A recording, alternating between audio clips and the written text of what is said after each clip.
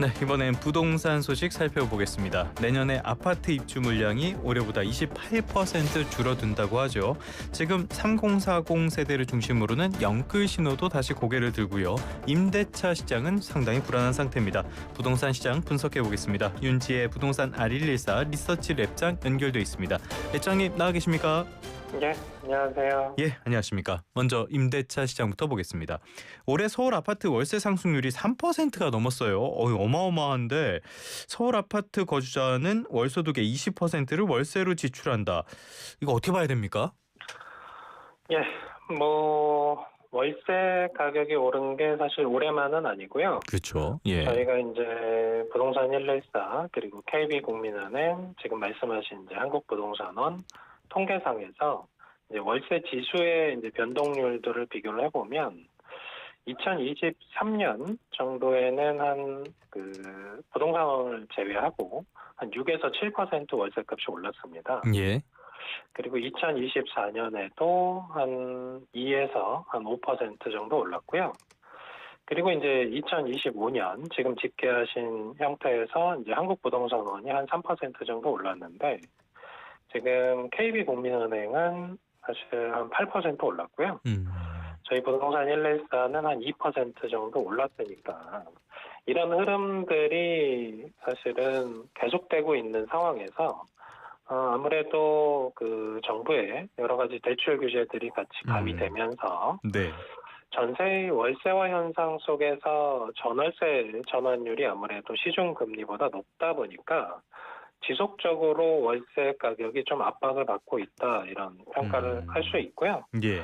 그래서 이제 조사된 통계들을 보시면 월세 이제 서울 아파트 평균 월세가 한 147만 원 정도 돼서 소득의 한 20% 정도가 이제 월세로 지출된다. 중위소득 기준으로 이제 평가를 해보면 그런 상황에 이제 직면을 했는데 사실 이런 부분들, 그러니까 전체 중위소득에서 한 20% 월세로 지출하는 부분들이 지금은 굉장히 크게 와닿을 수 있는데 앞으로는 사실은 이게 한 30% 수준까지도 오를 여지가 있다 이런 평가입니다. 예. 말씀하신 것처럼 그렇다면 11호 대책 같은 각종 대책의 부작용이 불거지고 있다 이렇게 봐야 되는 겁니까? 예, 정책의 의도상에서 보시면 아무래도 이제 가계대출에서 전세 대출이 상당 부분을 차지하고 있다 보니까 예.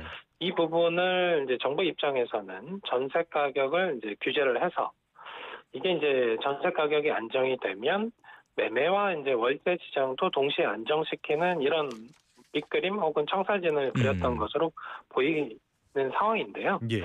하지만 이제 결과적으로 전세의 급격한 월세화로 이제 월세 가격이 이제 급등하고 급등한 월세 가격이 이제 전세 가격을 자극하고 다시 임대차 시장이 이제 매매를 자극하는 그렇죠. 상황이다 예. 보니까 이게 이제 말씀하신 것처럼 의도한 부작용이라고 볼 수는 없습니다. 예. 말씀하신 것처럼 이렇게 임대차 시장이 불안해지면은 역시 매매 시장 역시도 전가될 수밖에 없는 그런 상황인데 내년의 공급 굉장히 부족하다고 해요. 전국 아파트 입주 물량이 28% 줄어든다. 서울은 거의 절반 반토막이 난다 이렇게 되는데 공급 쇼크라고 봐야 되는 거 아닙니까? 예, 일단 저희 통계 같은 경우 예. 저희가 이제 부동산원과 같이 공동 조사를 하고요.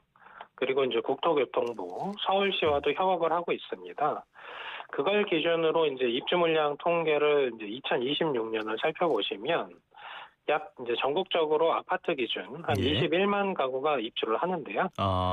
예, 일반적으로 연에 전국적으로 한 30만 가구 이상은 입주를 해 왔었습니다. 예. 그렇게 본다면 약 한 30% 정도 물량이 줄어든다는 점은 이제 팩트로 확인할 수 있습니다. 네네네. 알겠습니다. 말씀하신 것처럼 이거는 기관마다 약간 다를 수 있지만은 어찌됐건 굉장히 많이 줄어들게 되는 거는 분명하다. 자, 특히 서울에서 반토막이 난다라고 앞서 말씀을 드렸는데 이렇게 되면은 전세값이 다시 오르는 거 아닌가 이런 불안도 생겨요. 전세 세입자가 가장 먼저 체감하게 될 변화 어떤 게 있을까요? 예, 마찬가지로 이제 저희 통계 기준으로 보면 예. 서울의 경우 내년에 한 2만 9천 가구 정도가 입주를 하는데요. 예. 올해 한 4만 한 2천 가구가 입주를 했었으니까 한 1만 가구 이상 줄어든다고 평가가 되고요. 예. 아무래도 공급에는 이 전월세 시장이 가장 민감하게 그렇죠. 반응을 하게 됩니다. 예. 여기에 이제 핵심지 우리가 10.15 대책에서 다뤘던 주요 서울과 경기도 핵심지들이 이제 토지거래 허가구역으로 묶여 있다 보니까 거래 회전도 잘 안 되는 상황으로 인지를 할 수가 있고요. 이렇기 때문에 아무래도 전월세 물건이 적어진 상황에서 가격은 이제 우상향하는 부분들을 체감할 가능성이 높다 이렇게 평가합니다. 예. 뭔가 폭풍 전야 같은 느낌은 분명히 있습니다. 자, 이런 공급 강소 국면에서 30대 주담대 신규 취급액 차주당 거의 3억 원, 2억 8,792만 원으로 역대 최고치를 기록을 했어요. 그리고 또 40대 역시 그 다음을 이었거든요. 이거는 영끌 신호로 봐야 됩니까? 예, 지난 제가 이제 방송들에서 설명을 드렸습니다만, 영혼까지 끌어서 일단 은행권이 담보대출을 해주진 않습니다. 그렇죠. 예, 그러니까 영끌은 사실 2017년부터 2021년 이제 급등기까지의 국면에서 그때 영끌 용어가 좀 맞았다면 지금은 이제 영끌이라기보다는 이제 매매 가치, 그러니까 아파트 유형으로 이제 수요가 쏠리고 이게 매매 가격도 오르다 보니까 네네네. 똑같이 40% LTV 기준 40% 50% 이렇게 대출을 하더라도 담보 가치 대비 이제 대출 총액이 늘어난 결과로 해석을 할 필요가 있습니다. 아, 그냥 집값이 엄청 올랐다. 집값이 올랐기 때문에 똑같은 비율로 대출을 해줘도 네네. 실제 그 차주당 금액은 늘어나는 구조가 되는 겁니다. 예. 네.